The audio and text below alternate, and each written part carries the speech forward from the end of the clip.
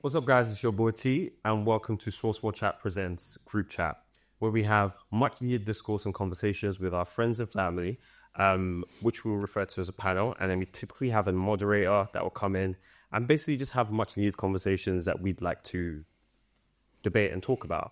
And today, our moderator is going to be Danny. So I'm Danny Melanated, and I'm a DEI specialist. So that's diversity, equity, and inclusion. And what does that mean? So essentially, my role is to make the workplace a more inclusive, diverse place, but also equitable. So people, despite your background, can come in and be their full selves and achieve their greatness. Okay, thank you. We love that about you. And everybody else like to introduce himself, starting on my left. I am Yusuf. I am a clinical services manager. So that's basically taking x-rays, MRI scans, ultrasounds, history and background in radiography. I'm Junior, also known as Freeze Prime on Further Prime Kings. We make music, Afro fusion music. I service out right now, San Jose coming soon, and just all-round incredible individual. Okay, Schlug. Yeah. And I am Jesam. I'm considerably more boring than Junior by the sides of it. I'm about to go and work for a telecoms company. Before that, I worked for a regulator and I worked for the government. Which I feel like that's very dry compared to you guys, but I'm still happy to be here. We love what you do, Tiff. Some honesty. Well, thank you all for taking time out to come today, because I know all of you are very, very busy. So we appreciate your presence. And without further ado, over to you. Cool. So today's episode is close to the heart. So for me personally, I think it's something that doesn't get discussed enough. So the topic is essentially around being dark skinned. So growing up from a dark skinned boy into a dark skinned man, and what influences in life have kind of shaped you, what things kind of stood out, what things really resonated, but how did you also grow from the bad things, but then embrace the good things? And how did it make you the man you are today? And then how we can actually kind of feed back and give back to our younger selves, to our siblings, children, etc. But I think it's a discourse that just needs to happen because I ain't heard it before. So I think for me, the first thing we should kick off with is, when did you first clock or realize that you were dark skinned? I would say for me, I guess it's probably the first time I got called African Boo. I'm so actually not funny. Actually not funny. That's probably the first time. I guess I was part of the era where being light skinned and Jamaican was a thing. Yeah. So you knew that you was different from Tyrone, who the girls were chasing in the playground. Mm-hmm. So yeah, from then.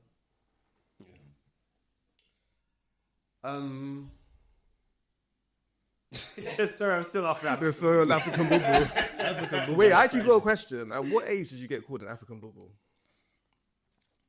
I say my brother came from Nigeria when I was like 7, so probably about 5, 6. Yeah. I think for me, I think probably I liked somebody, and they were like, "Oh no, you're very handsome, but I like light-skinned boys," and I was like, "Oh yeah, That's not me. see, that's not me. Yeah, Yeah. that's not me. Okay, cool." I hear it. I would say for me, it was primary school. I think it was probably about like year 2. So I don't know how old you are then. Probably what, like 6? Yeah, I'm just used to it, Yeah. And I think for me, that was my first time because like I had a white friend. But I think it's more I realized my blackness as opposed to my dark skinness, because everything he wanted to do, like he had this little straight hair. Do you remember like all the white boys had that kind of like bowl, that undercut? I was like, why can't I do my hair like The Beatles drink. The David Beckham. No, the bees that is bearing. And I'm like, oh yeah. And I was like, why can't I do my hair like that? Why can't I be like that? And it was just very apparent to me at that point in time, like, yo, your color matters. And then I think in terms of complexion, I think it was just kind of having like quite a mixed black heritage. So having families from different parts of Africa, and then like my granddad being Antiguan and stuff, like I was always the darkest one. So from a family perspective, I kind of, like, oh yeah, you're dark like your mom's side, and like, do you know what I mean? So I think from those kind of ages when I kind of started to realize. I mean, for me, I'll say it's more so. For me, it was a bit later. It was like more so in secondary school. Okay. Because before that, I was kind of like oblivious to it. It wasn't really a thing. But when I was in secondary school, I remember like I heard people using the word Blick. It's like, yo, you ain't black, you're Blick. You know what I mean? I'd be like, what the fuck? That was Blick. Well, you don't qualify as Blick though, just for the. No, but that was what the thing was at the time. Or there'll be certain jokes like, yo, if you turn the light off, my man's gonna dis. Do you know what I mean? Yeah, well, that's smart for me. Yeah. So all of that, and that's when I realized I was like, right, okay, what? So I'm different to you guys. That okay? Do you know what I mean? I'll say it's around that time. So it was a bit later for me. Yeah, primary school as well. Probably around year 2 as well. Also the African, but it was like dark skin and African bad, light skin and Jamaican good. And I was like, this is weird. Like, what? We are remarkably similar. Like, why? Like, realistically, we should be taking the mick out of each other for the same things. Yeah. But there was the weird point. But it was the African thing. It was, for me, it was like some bright spark said ABC, African bum cleaner. And I was like, my little brain I was like, there is a lot here. I don't know where to start with this. I don't know why have you inferred that I do that job? I was a very serious kid, so like, but it kind of similar to what Yusuf said. Like, there's just this immediate like, you're different, and that difference means you're like trampy, and that means that you're like lower in the hierarchy. Yeah, and I'm like, what's a hierarchy? So it was interesting and strange rather than like negative, but it was very strange. Yeah, I would say. Yeah, I used to look at it like that as well. I used to look at it like we're mad similar. Like, what are you talking about? I see dark skinned Jamaicans, I see light skinned Africans. What are you talking about? Do you know what I mean? But that's why it made no sense to me when I was young. I was like, what are these guys talking about? These guys on some nonsense. No, definitely, I hear it, and I think. So funny, like the ABC thing. I remember hearing like African booty scratcher. I've heard that. Yeah. The Blick, definitely. Yeah, Blick. Then like in the family, it'll be yeah, you're so black, you're blue black. Yeah, perfect. So like you'll be on like you're navy. Do you know what I mean? Like there was levels, and actually, do you know what? Like I'm sure one thing. I remember being at a party. It was a hall party. And some girl came up to me, and some guy was just like, oh yeah, no, she liked you. And she's like, no, I don't like him. He's black. And I was like, and she was like, no, but like, you're black, like, you're dark, like, nah. And I was remember being like, oh, hey, like, this is a bad thing? And like that hit, and it stayed with me because the fact I'm like, 35, and I'm still bringing it up now. But like, do you know what I mean? Like, it sticks with you, those moments when like you're rejected or called out because of your complexion. So if we put a spin on it, what stops you from bleaching? Do you know what? As we've gone into this, let's even talk about it. So, this is being very vulnerable. I won't say which member of family, but a member of family, not my mum's side, basically said to me, you're very dark. Here are some creams, potions and lotions that will brighten your skin. As a child, and I could have been no more, maybe like 7, 8. And I remember it because I feel like the first time I went to Sierra Leone, I came back and I was like 3-4. I came back dark, right? I was there for like 6 weeks or something, so I came back dark. I feel like my complexion never kind of rebounded, right? So then this person was just like, oh, here's things. And I remember Here's some rubber dove. basically, and like, I even want to call out the brands, but like most of our, I think, older parents will know, you know who they are. Yeah. And it begins with C and E. And it was the medicated one too. Child, yeah. And it was just Mac. I remember like going home and like being like, oh mom, like boom, boom, boom, get me this. And she was like, my mom, she went mad. She went absolutely mad. And I think it's like my mom always installed into me the beauty of my skin and complexion. And I was always looking to be like, why couldn't I be your complexion? Or like my dad's not even as dark as me. But like she was like, no, there's nothing wrong with your complexion, etc., etc. But like, and she dashed it all in the bin. So that kind of level of I need to do something to lighten my skin was clearly kind of like, no, there's nothing wrong with your skin. Did I have moments where I still was like, maybe I am too dark? Yeah. But then again, I think that came more in secondary school. But I will also say when I went to Ghana, when I was like 10 for the first time, I came back. And I remember when the school playground helpers was like, oh, my little chocolate boy. And I think that's the time around like Shanks and Bigfoot, Sweet Like Chocolate. People were singing that to me. Like, but again, I was just like, oh, okay, cool, it'll probably fade. Like, but I remember being at home, you know, having a bath and using my sapphire. Shout out to Ghanaians.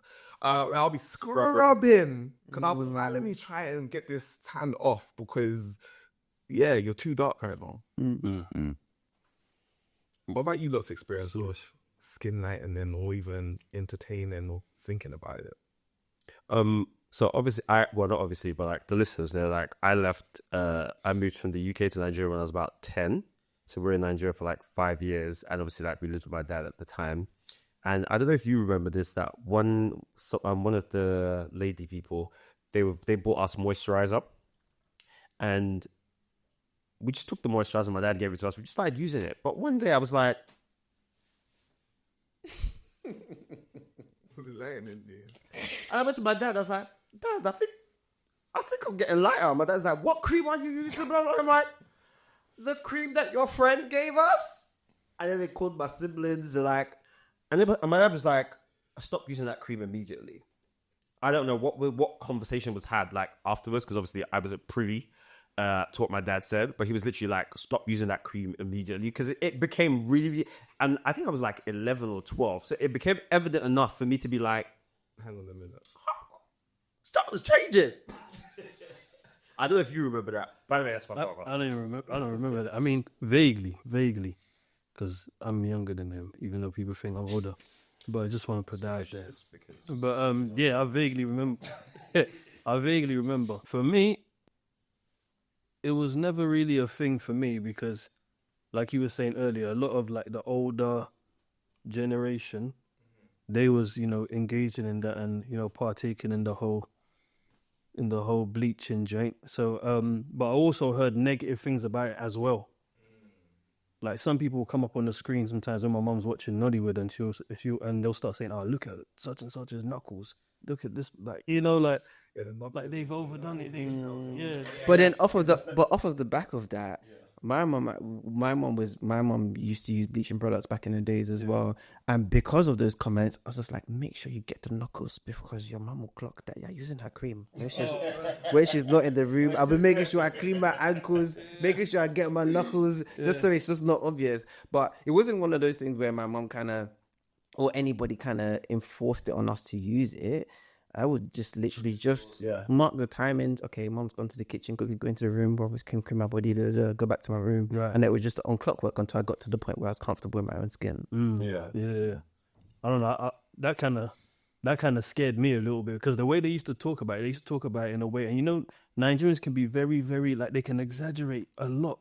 They were just like, is it until all your skin, like, I don't know how you even say this in English, until all your skin, And I was thinking, what? That's what's finna happen. But Yo. it's funny. It's funny. then. non-Nigerians. Until your skin rips It off. rips off. Yeah. Because obviously, like in them days as well, like I feel like the creams are not as advanced as they are now. So if there's what I learned from that was that there's a way that you're supposed to use it. I don't know if my mom would appreciate me telling this, but like you, my mom is fairer skinned now, but she's been fair for as long as I can remember. Yeah. Like, even I didn't actually realize that she used to be darker until I saw like videos of me when I was younger and pictures, and I'm like, well, yeah, let's say because who that? Yeah, because for as long as I can remember, Who that guy over there? she's been lighter skinned, and there used to be conversations about, oh, that person's doing it wrong or that person's not doing it properly. And also I feel like my mum stopped when she had my sister. And again, this is not like concrete, sure, it's just that, again, assuming based on the things that I've heard, because like other family members who have continued have also made comments like, I should have stopped when you stopped, sort of thing. So it was never something that I was like, oh, like you were like, oh, let me use, because I wasn't aware that was what happening. Because the moment I was like, oh yeah, this is my mum. Like, you know, when you mentally or I don't know, intellectually, like, okay, this is my mother. She's been fair skinned. So when I was seeing these pictures in the video, I'm like, what happened? Even though when I was born, she was darker skinned. I think even like up until my third birthday, she was darker skinned. But by the time I was 5, she was fair. By the time my brother was born, she was fair. I don't even think my brother knows how to be. To be honest, and when I deep it now, yeah. Now that you say it, when I think of the pictures I saw, I'm like, you weren't even that dark anyway. It's a big old weird. Yeah. Like my sister definitely she doesn't know that woman. Yeah, no way. Yeah. I don't even know that. Yeah, because by the time they were born, she was fair. All right, so I've got a question. So, did at any moment in time when you was younger, people like comment on your complexion in a positive way? And what was kind of like the one thing that stood out for you in that? I don't know if there's a specific moment, but like, again, I feel like a lot of people that probably had influence of me have always commented on my skin tone in a positive way. Like, I've always been called handsome. I've always been called, oh, your skin's so this, your skin's so that. But I think internally, I didn't receive those things. Yeah. It either felt like you were gaslighting me. It felt like you were doing loads. It felt like you were like, oh, he's dark. Let me just, compliment him as much as possible. So it just felt uncomfortable. It felt disingenuous. Yeah. Yeah, I think for me as well, no one was really specific about skin complexion. It was either you're peng or you're not. Do you know what I'm saying? It was pretty much you were good looking or you wasn't. I think I didn't actually notice the demarcations between skin tones until I actually got more older. I mean, it was just like, okay, like people weren't a thing anymore, and it was almost being dark skin and being chocolate, and it's like, okay, cool, I'm kind of chocolate. It's really funny. Like, it's funny hearing your experiences of that, because I think university, I thought everyone had a similar experience than me. So for me, it was always more, I had like this one auntie who would always go out of her way to make me feel seen. But then I feel like I probably was one of the darker cousins, family members. So I feel like I didn't feel like she had to go out of her way, but I feel like she knew growing up in a space where I'm usually the darkest person in the room. I'm not gonna lie, I used to even clock it as well. So I would go into the room, and I'll be like, am I the darkest person here? I'm the one she would do it. I actually would go in and be like, if I went the darkest person in the room quickly. You did your own mental brown paper bag. I did. And if I went the darkest person, I'd be like, yes. Because then I felt like the attention or the lightness or the side little jabs and stuff aren't gonna come to me. And these, because I'm not that person. Yeah. That's actually really. So I never felt like it was directed at me so much. The negativity. I knew there was like I was saying before, like that hierarchy. Yeah. But I never felt like singled out because there's plenty more. I was nerdy as hell, so like other people would throw jabs at me for other things, but like it was never. I didn't have to be on the lookout in that way, I don't think, because I'm probably like a lighter skinned dark person, if you know what I mean. So like I almost feel like I was kind of spared that a little bit. Cut through. Yeah. Which I don't know, it was weird because that didn't feel particularly fair. Because I'd see other people getting called Blick and people essentially commenting on their appearance like it was bad and sitting there being like, I'm still not sure why this is a problem. I don't get it. So it just felt very unfair. But it was kind of from the outside looking in. Similarly, I never had felt the need to lighten my skin. Well, it might be because of my family. We'll probably get to that later. Yeah. I was going to say, the interesting thing that you kind of touched upon, and I think we all kind of touched upon it, like, I'm guessing most of us here have siblings, right? Yeah. And I have a sister, right? And in terms of, like, with your siblings, did you ever kind of paper bag test yourself against them and essentially go, okay, so where do I sit in the spectrum? I mean, for me, like going back to what you said before, I don't remember getting any compliments, but I always felt like I was the darkest out of all my siblings. Okay, yeah. And I never even looked at any of my other siblings as dark skinned. But I feel like because of how dark I was, or how dark I was told I was, I never really looked at I never looked at him as really dark skinned ever. I just kind of looked at him as like a brownie. Do you know what I mean? No, I hear it. That's crazy. Same, I didn't as well. I'll say my siblings are lighter than I am. But probably myself and my older sister are probably same skin tone. But yeah, I've never actually done a test as much. It's just been like, oh yeah, she's light. Okay, cool. I'm darker than her. It's one of those things that didn't really get to me. Yeah, I didn't think much of it either. Again, like Junior said earlier, it was evident that he was darker than the rest of us. But I don't think I thought much of it. And even like my other siblings, they're all fairer skinned than the both of us as well.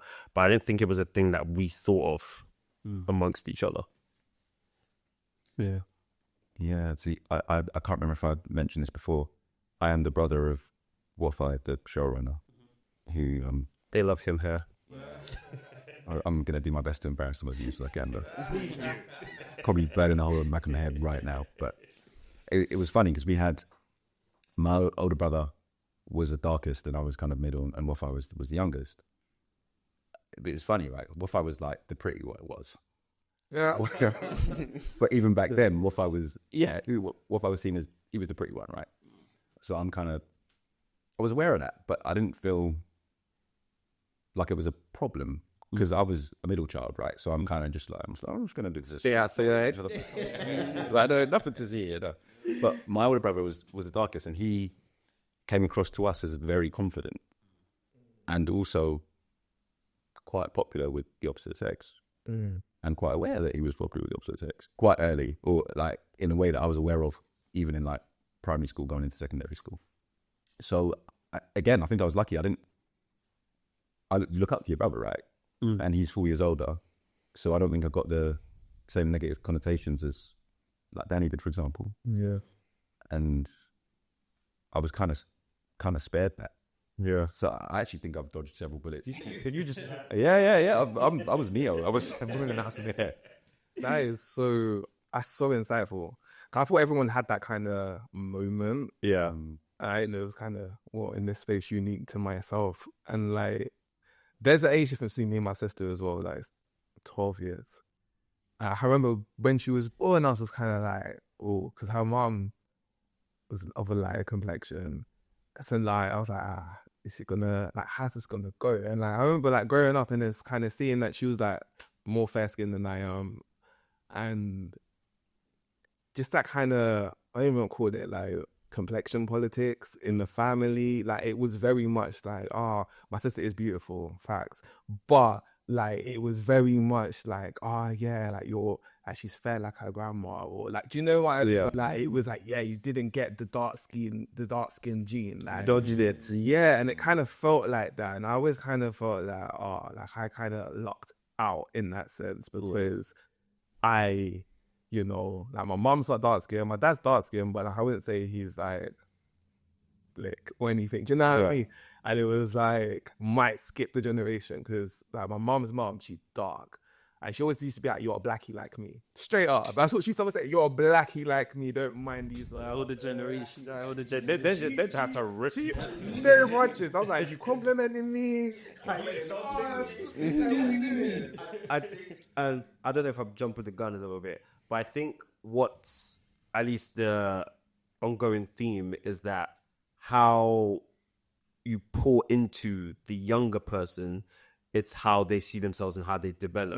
Because again, like your experience is slightly different to the rest of us just because of the way that we were raised and how the kind of comments that were made to us versus what was made to you. Does that make sense? No, it does make sense. Yeah. And I think it like nicely ties us on to about finding your self-worth. Yeah. And how did you do that? Because I think, I mean, I won't make an assumption, but like, obviously all of our starting journeys were very different. So I guess my question is like, at what point did you kind of develop that self-worth, and did your complexion have anything to do with that? That like, yeah, like how did that feed into that? Or was you always just kind of like, boom, this is me, and me being dark skin is just... I feel like it might have been my aunt, because a lot of my aunties used to always go on about how handsome I was. Just since I used to be like, me? You know what I mean? Like, who you talking to? But they used to always go on about it. So I guess I was just like, That's what it is. what's what it is? I must be fine now, babe. So, yeah.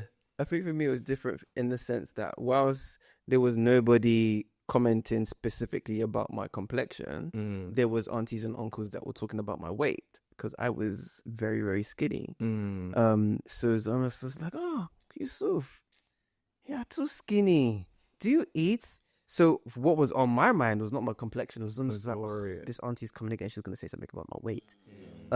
So for me, it wasn't overcoming self-esteem from a perspective of complexion, but more so the weight. Like, okay, cool.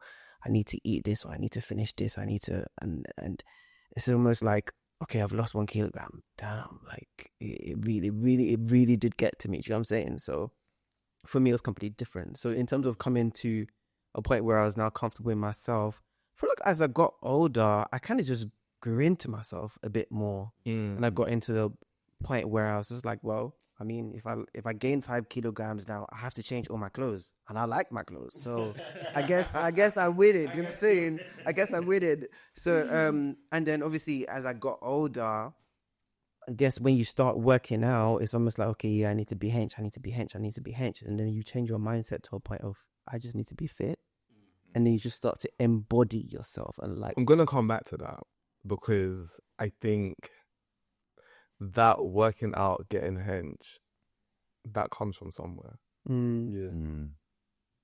But I'm gonna come back to that. You said, but we go pin that. Well, they pin that, but I'm gonna come back. I think that deserves a conversation. T, what about you?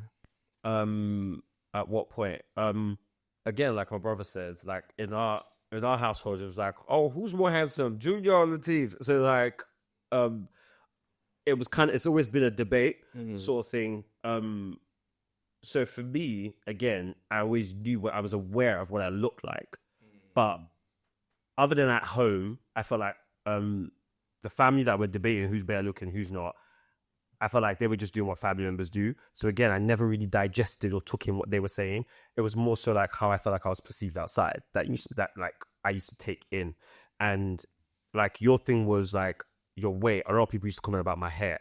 Okay. And be like, oh my God, Latif has nice hair. Latif has nice hair. Like I remember in secondary school, this guy used to be like, man, like vitamin D hair.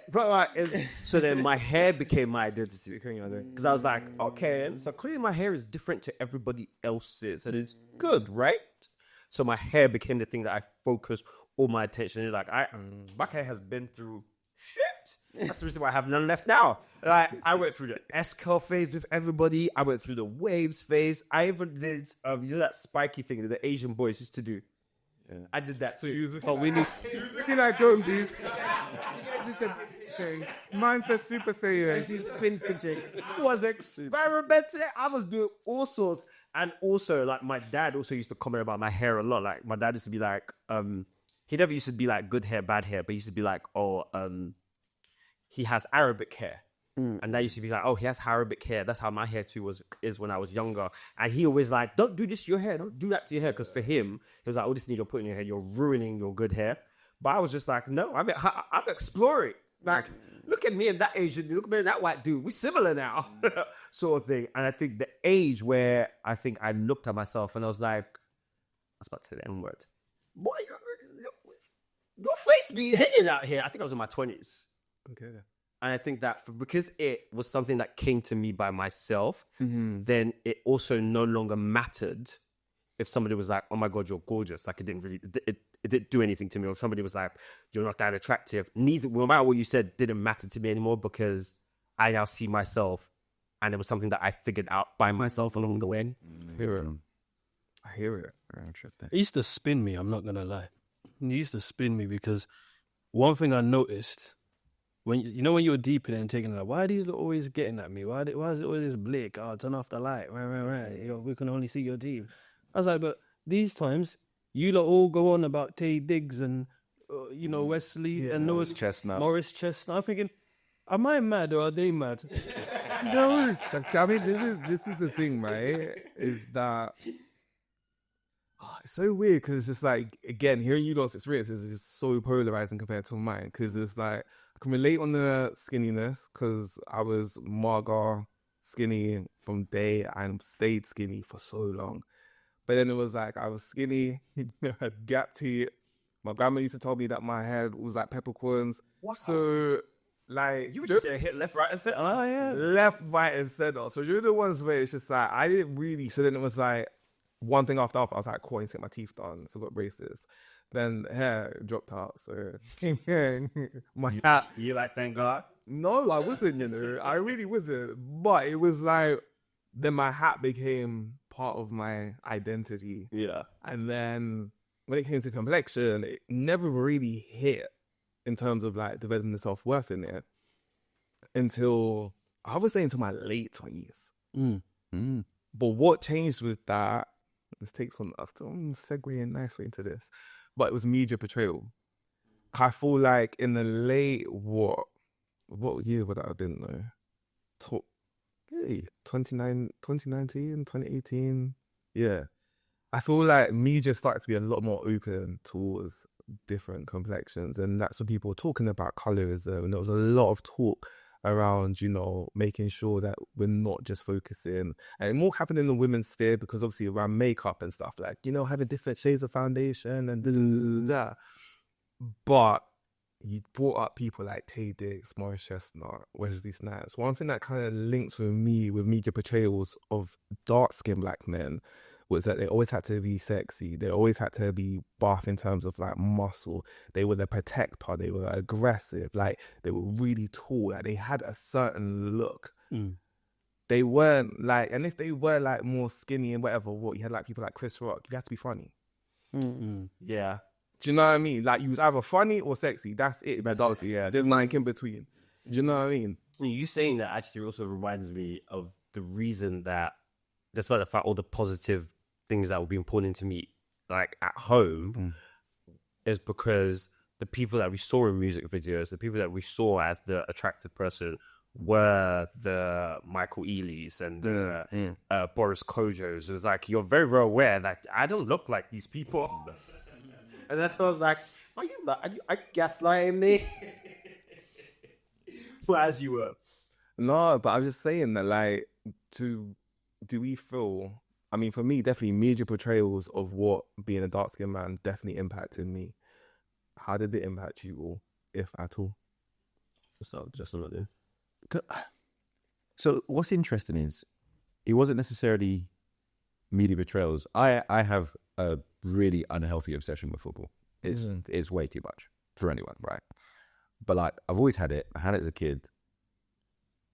But there was when you were talking about like how the prominent dark-skinned men were like physically impressive or similar, would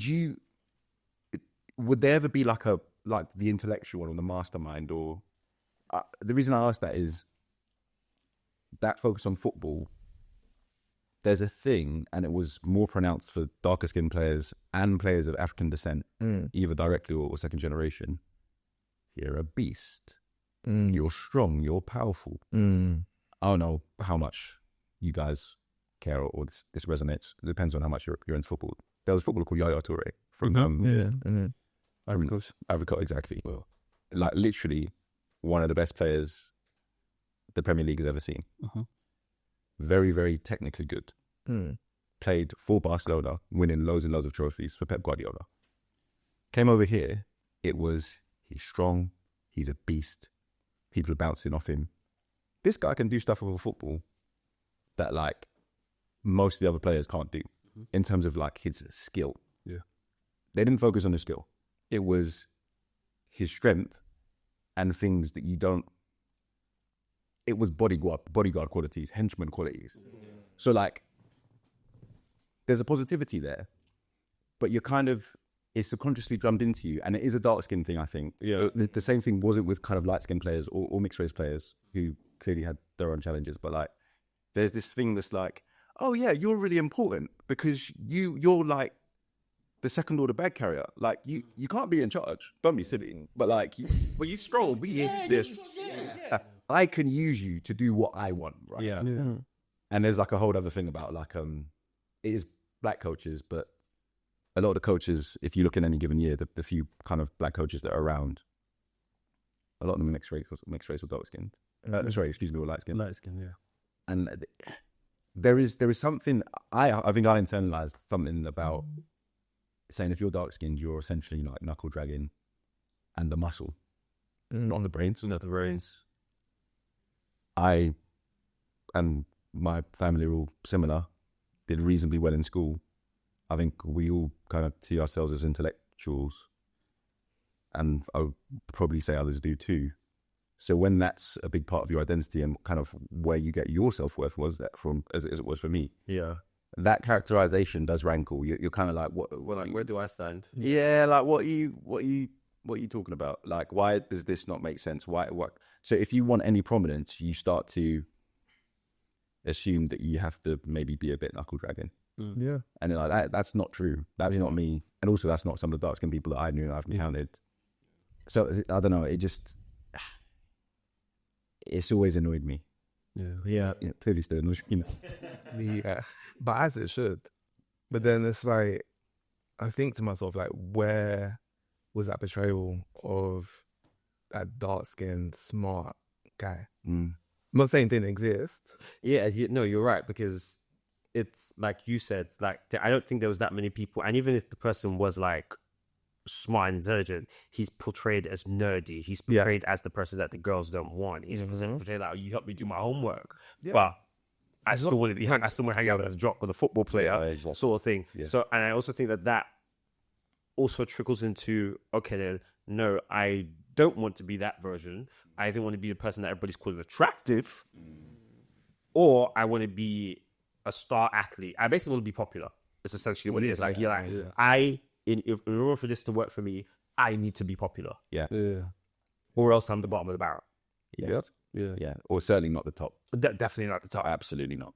But you know what it is as well? I feel like in those days, it's almost like the things they used to cut through will be the things that they let cut through. But then with the rise of the internet, it's almost like, we can't even control what's cutting through. Anyone could get through. So I feel like that's had a lot to do with the spin around as well of how people are like, forget that. Forget what you lot told us is cool. Forget what you lot told us is the in thing. Anyone and anything could be the in thing, because anyone could just pop off at any point. Do you know what I mean? But then for me, I'm like, who allows it to pop off? Because someone has to allow it to pop off. Because I feel like growing up, obviously, like the light skin thing was the thing. That was a media portrayal. Yeah, now it's obviously dark skin has become very popular. And I've had lighter skin friends comment on, da. But even the fact of like people say, I mean, you look at like dark skin models, right? That the ones that are kind of deemed attractive or model type have these features. There you go. Or the opposite, they'll have like really strong African features. But it won't be the whole face. It might be like really strong cheekbones. or like really prominent lips or really dark side. Do you know what I mean? But like, there's always that. Like, it's not like your average looking dark skinned person. I think for me again, and that's the reason why, as much as I know I'm aware of where I sit in terms of physical attributes, but the reason why how people feel about what I look doesn't matter to me, because it comes across as fetishization. Because you're like, it's not necessarily about me as a person. Yeah. It's about how good my skin. And don't get me wrong, like I do be bragging about my skin. You also spend a lot of time on your skin, serious. That's the glass skin at the house. Like, yes, I do make jokes about it, blah, blah, all that kind of stuff. But that's the commentary. It's like, oh my God, look at your skin. It looks amazing. Oh my God, you're so handsome. And I'm just like, I actually have a question. Do you feel like because that's become part of your, I guess, like unique selling point, right? Yeah. That you put more effort into it because you don't potentially want to lose that label? no, maybe subconsciously. That's actually a good question, because my mum makes this joke. She's been making it for years. Like, the moment I had money to like do my own stuff separately, I've been into skincare, I've been into clothes. Well, the clothes thing I think is more inbred because my brother's also into clothes as well. Like, I feel like my parents always used to be like, putting us in jewelry, putting us in clothes. Yet they wonder why we wear jewelry now. My mom's like, "What's you wear that chain?" I'm like, "Wow, who put my first chain on me?" But to answer your question, like the moment I had my own money, I was like straight into skincare. And do you know, I've never actually questioned where that came from. And even till today, mom's like, all the money that you have spent on a product over the course of your life, from when you started spending it to now, you probably could have built a house. And she says that consistently, or she'll be telling people, she'll be like, "Oh, have you seen the tea stable? It's like a supermarket." I think it's a mixture of both. I think once you find something, once you're able to resonate with an idea, you then buy into it yourself. So I think it'll go to the point where you're like, "Oh, my skin's not actually." You're like, "Actually, fine boy, no pimple. No, for real. That my skin is actually nice." So you then invest in that idea. So it's just like you're then maintaining it. Subconsciously, you obviously don't want to lose this thing that you can now identify as being beautiful, because as individuals, you're trying to find acceptance in many ways. Yeah. So once you find that thing that you can personally accept, you want to buy into that and you want that to last. And I hear that. And I think that's so true. 'Cause I think there's probably been moments where I've like led into the skin thing, and then, you know, I'll get the odd pimple. And when I mean I will catastrophize over that one spot, I will be like, "Ah, my God, my life is over." Like, everyone's going to look at me and think I'm ugly. But then I think for me, I started to go heavy on the clothes and like the trainers, because I was like, I want my aesthetic to look a certain way. So people be like, boom, yeah, like that dark skin brother can dress. And I feel like that's something that still does probably heavily kind of happen with me.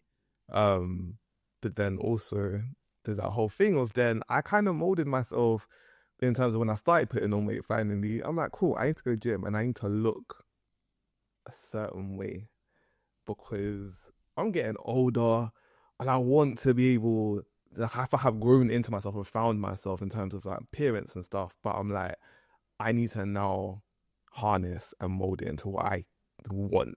But I think what I want has definitely been influenced by your bodice, chestnuts, etc. Then I keep talking about US people. I'm like trying to think who's like a UK like dark skin role model. Idris Elba. Yeah. They love them some Idris. It's later though, because I was like coming up, we all watched the US. Yeah, must see it was on. Yeah, see if that was there wasn't much representation. There's not much in the UK. representation. The UK, there was a lot of white representation. Definitely. yeah. You were actually so right. Like, I think like Dr. Truman from EastEnders. But the thing is, I wouldn't Look up to each. I wouldn't even call him that dark skin though. I'll say his brother Paul Yeah. was the dark skin one, and he was the rough one, he was the bad one, he was the uglier one. Like, Yeah. do you know what I mean? Yeah. And his actor, Gary Beadle, was in the papers the entire time. Love rat this. Like, he's sleeping around that. It's so true. Yeah. So true. It's like you got And in the films, you were the drug dealer, you were the criminal. We didn't start having representation until like when we became adults Yeah. in the UK. I 100% agree. And the fact that we can't actually sit there and go, do you know what? He was a dark-skinned role model for us growing up. I think it's wild. Yeah, and that's why we looked to America, because we saw people who looked more like us. The music, the movies, all that, apart from probably sports. Yeah, I'm about to say only sports, because like from a music perspective, it's just to burn me, because people used to tell me I used to look like Akon, and that used to see that everyone laughs. When I was in primary school, they used to call me Andy Cole. See, and Please no, go on, Danny, because I think we're thinking along similar lines. It was me and my friend Nana. They used to be, you both of you. I was like, both of us look like Andy Cole. We don't even look at them. Yeah, mad. Like, do you just mean that we're both Just black. yeah, that we're And then after I was like, Dwight York, Andy. bro, yeah. Yo, Dwight York, do you know, let me behave. So I don't know how I've just remembered this now. I went to a private school, it's like a dirty secret. I went to a private school, right? Don't tell anyone, even though we're going to be on YouTube. But like, yeah, you'd hear some wild things there. Like, this was lower sixth or upper sixth. So like 17, 18, young adults, probably know better, like playing football. And I was playing up front with another black guy, dark skinned guy, and we were known as Black Attack. That's so unreal. Sorry, I'm a Black Attack. Oh, mom's you like, this is crazy. What I think was most wild is we both kind of laughed it off. We were like, oh yeah, this crap again. Like, rather than being like, this is insane. Yeah. This is actually clinically insane. Outrageous. So, and yeah, that was, again, I have an unhealthy obsession with football, but like the thing that they thought, our peers thought to comment on us was like, wow, what's distinct about those two? Well, they're both black. Anything else? Nope. Right, should we go to like double black? Like, that's it was. I actually forgot about it until just now. Black Attack. Yeah, like that's a lot. That's intense. That's heavy. Yeah. That's quite wild. That wouldn't have run in my school. No, yeah, and you couldn't even give them a slap because you'd get expelled. Yeah. Yeah, or get, even worse, get a label, be like an angry. Yep. Well, Yeah, I had to say the aggressive one. Alright.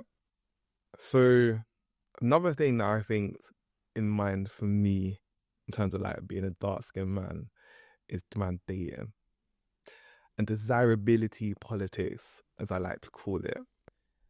Now, did you ever feel either like rejected or lauded after because of your complexion? Now, I'll quickly start off and say that like I didn't really get seen as attractive or perceive myself as being attractive until I would easily say mid-20s upwards. But that was only because media portrayal changed and then people looked at my complexion in a different way. So, what about everyone else? I would say my early years was almost like you weren't light skinned. You didn't have green eyes or that off brown eyes that those Jamaican boys used to have. or you had these funky eyes that made you stand out amongst your peers. So there was a thing where it was a thing to be light skinned and to have some sort of unique quality, whether it was long hair. But I guess like T as well, my unique selling point was my hair is very curly, and so that also became my identity for some time as well.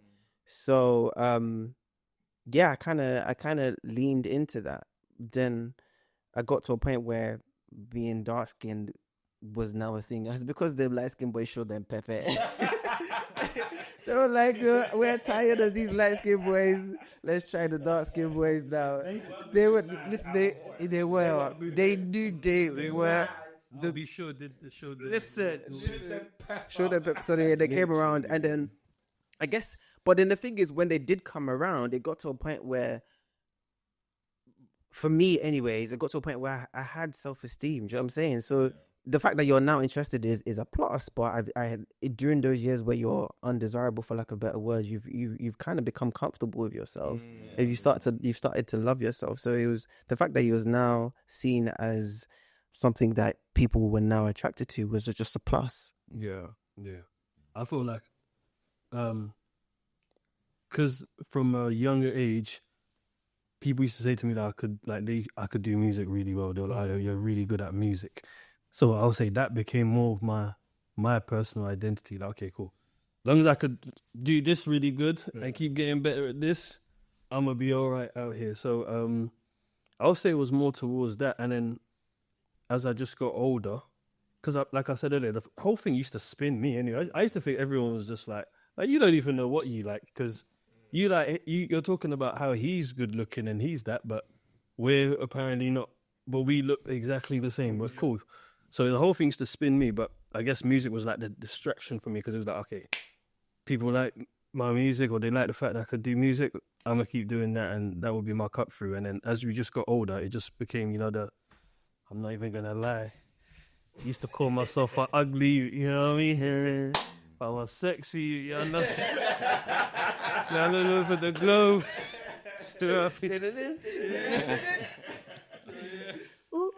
Oh no, that is hilarious. For me, I think I always leaned into something. Okay. So when I became aware of my hair, it became my hair. Yeah. When I was like into and everything that was always attributed to be was also a lean into being popular as well. So like my hair was a thing. So that was the thing that I leaned into at one point. Then I was very much into dance at one point, and from what we said at the show many times, my college experience was like an American TV show.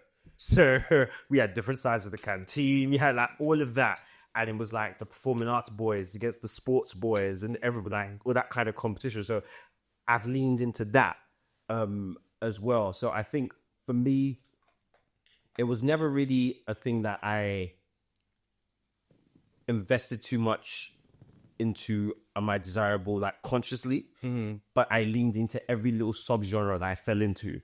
Like I was like, okay, I'm good at this, boom. And as I obviously, like I said, like I think I was like mid-20s, 25, 26, when I was like, oh, your face is slapping. We're out here. Like, yeah. Then it became, like Yusuf said, that by the time you're not looking at me like, oh my God, I'm like, Lifestyle. Yeah. you late to the party. I know. And you know what? Move to the side. I mean, it definitely got to a point when you was like, right, like I'm getting a lot of girls right now. You know what I mean? Like this is unusual right now. What's happening? Did you ever hear the line for a dark skinned guy? Yes. Yes. Oh, absolutely. I know exactly. I never heard that. I heard it, but no one said it to me. Yeah, no one said that to me. Yeah, no one said that to me. That's mad. I think the first time I heard it was probably in my 20s, and it was like, like you're a pretty boy for a dark skinned boy though. And I was just like, Thanks. it's just then man, but like, what is going on? So can you not be a pretty boy and dark skin, or like, what's happening here? And it spun me because I was like, do I say thank you? Do I punch you in the face? What am I doing in this moment right now? And that's something even like recently been said to me, and I'm just like, I still don't take it. Yeah. It's like you're fire, but you're dead. Yeah, and I'm just like, the dead is fire. The finest of the dead ones. The fire started, the dead does. Yeah, it's mad. It is actually wild. Yeah, I've had that line is very familiar. You're desirable in spite of something that's like a central characteristic Of you, yeah. of you. Like, I that's not that appealing. Like, you don't feel like you won a competition. You don't feel like you were something, yeah. Like, yeah. Mine was definitely much younger. Like I was like probably like secondary school, still navigating, maybe college more so. Because again, when I started college, it was definitely the Team Lighty team that was when it was popping, and I think that's the reason why I leaned very much into like, okay, the people that did performing arts were very popular, and I'm a big personality anyway as a young lady. So I walk into spaces and automatically I'm like, cool. Which is actually how I met like one of my good friends, Derek. Like even though he's lighter, taller than me and everything, our personalities are very similar. So even like when I met him, we connected immediately because he busted into the room where I was teaching dance, almost like he owned the place, and I was like, who are you? we see each other. Because right now I should drag you for stuff. But that's something I would do. So you know we're going to be friends. Yeah, I love that. Do you know what though? Do you not feel like we've all, in a way, benefited from not being that ugly dark-skinned guy though? Because let's be all the way real. No one sitting here right now is conventionally bad looking. So off of the back of that, I think that was one of my coping mechanisms, for lack of better words. It's almost just like, okay, I'm not light skin pink, but I'm not Butters, so I'm okay. You know what I'm saying? It's just like I'm not Butters. Like, okay, I'm decent. I'm not Butters, so I'm okay. I don't know if I could say this out loud in front of people. Hey. In my adult life, and that's the reason why I'm not sure if I could say this out loud because I don't know how many people listen to the show. But in my adult life, sometimes when I want to be a brat, and I want to act out a little bit, I do lean into the fact that I look this way so I can get away with a little bit more. And I do. So pretty privileged. Pretty privileged. I'm just a tad. I don't do that. I don't do that. Well, I feel like a lot of us. Okay, you both said you don't do it. Yeah, I feel like subconsciously or consciously you may not do it, but subconsciously you definitely do it. I think we all do it. Now, I definitely learned to lean into it. T's taught me as well. Why would you say that?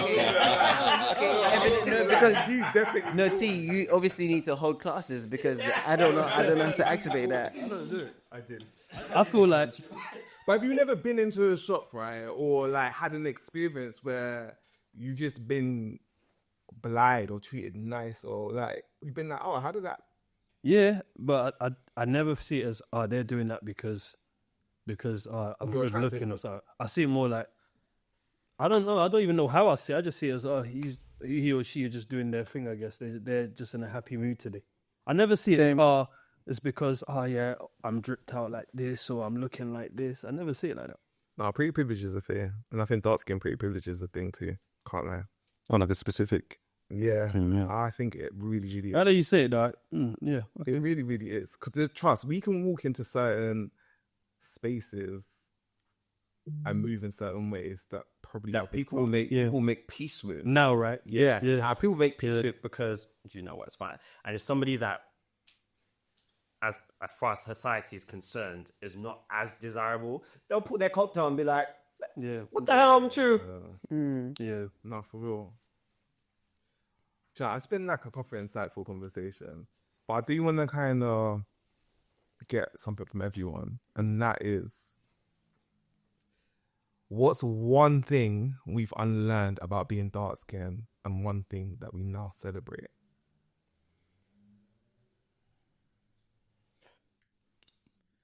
I think as a whole, I don't limit it to just skin complexion. I just celebrate authenticity in any capacity, whether that's in your skin, in your hair, the way you carry yourself, your personality. I just celebrate authenticity, and that's the one thing I no longer celebrate. That you feeling like you have to perform for a particular sort of appraisal or acknowledgement. That's something I'm against. I think one thing that I've learned is to be comfortable within my own skin and not feel that I have to lean into one thing or another to be seen. Does that make sense? So like, I'm comfortable in me. I think that's one thing that I've learned, and that's also the thing that I celebrate, being comfortable with me. Hear it up. Yeah. I think for me, one of the things I've learned or unlearned is that I define myself and I'm not defined by anything else. And that's by, my complexion, etc., etc. Yeah. Yeah. I guess I've unlearned the fact that because you're this skin tone or whatever, that doesn't, and regardless of what people say, that doesn't really mean anything, because really and truly, they don't even know what they like anyway.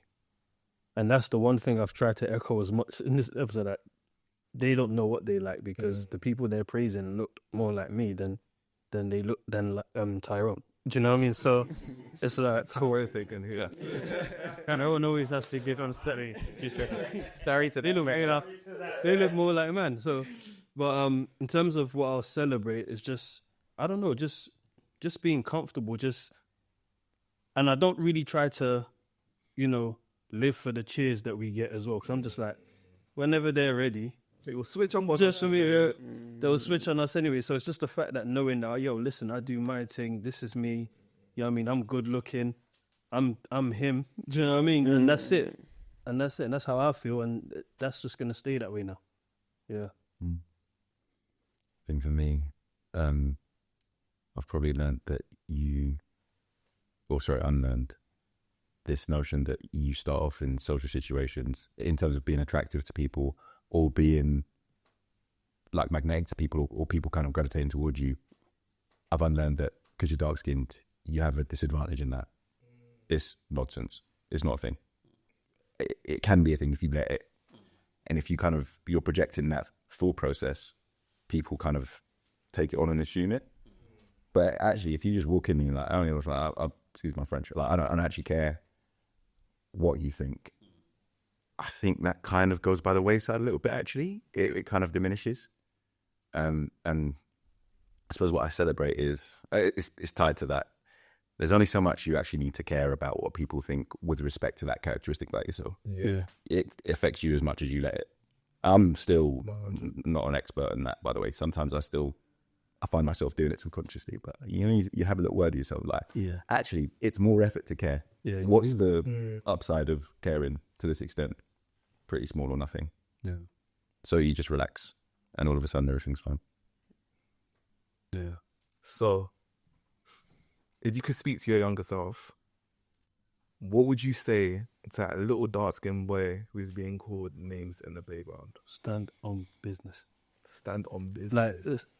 I mean, to go a little bit broader, it's more so like, because I feel like every dark-skinned man who was a dark-skinned young boy has gone through a phase where you're sort of questioning yourself, like, bro, am I like less than? Am I less than? Am I this and that? I feel like if I could speak to my younger self, I'll let him know that, listen, don't worry about any of that because it doesn't really matter. Yeah. Like it really, really, really doesn't matter.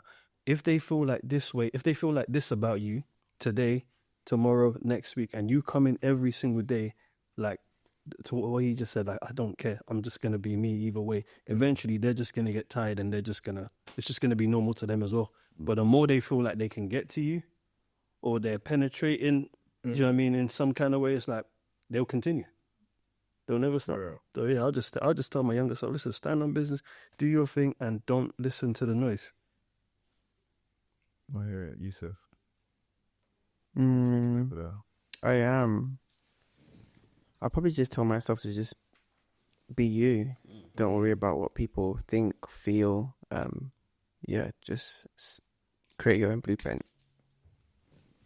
I think for me, I will probably, the same thing, like be you, because after everything, that's the one thing that before then, like be comfortable, be confident in you, irrespective of whatever their experience might be going to school. Because again, we've all had a variety of different experiences.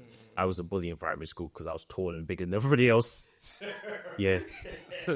I was freakishly tall. I was freakishly tall as a kid. Like, and it's weird. I got my adult height as a child. Yeah. And my parents were about this age. They would have to be making shoes and clothes for me at the shoemaker and the tailor because they were like, "You weren't fit nothing." And it's kind of like I just stopped at 18, and I was very disappointed. So I've seen You was this height at 11. I was supposed to be 6'5". He's like this height at like 10, and look.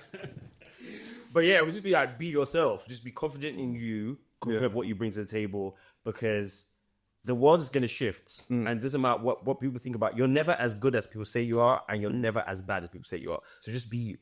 Period. I love that. It's very, very level. Yeah, mine would be very similar. Just be yourself, because you'll never be more comfortable than when you're not trying to be something you're not. Like, your just resting state will just be easy, balanced.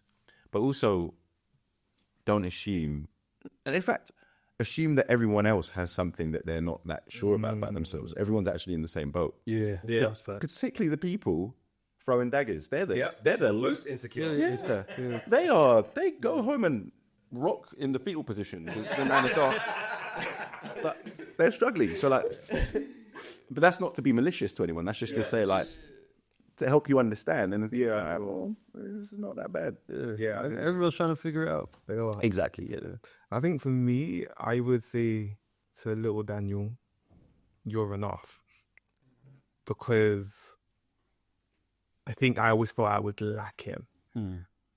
So being able to be like, you're enough, I think that's what I would go back and say. 100. Aw. Well, thank you guys for being so vulnerable, like sharing your booklet bits. I appreciate all of you coming because I know that this conversation usually comes out from like a woman's lens. It's not really discussed like from a male perspective. So I want to again like applaud you guys for like being vulnerable, sharing your experiences, and come to have this type of conversation, whether negative or positive, and sharing the lessons and stuff that you guys have learned about yourself and about life in general along the way. And I hope you guys all come back to come and hang with us. Obviously not all together at once. But I hope you guys come back to hang with us again. And for you guys listening, thank you for listening, watching, and continue to support everything Source More Chat. Peace out. Peace.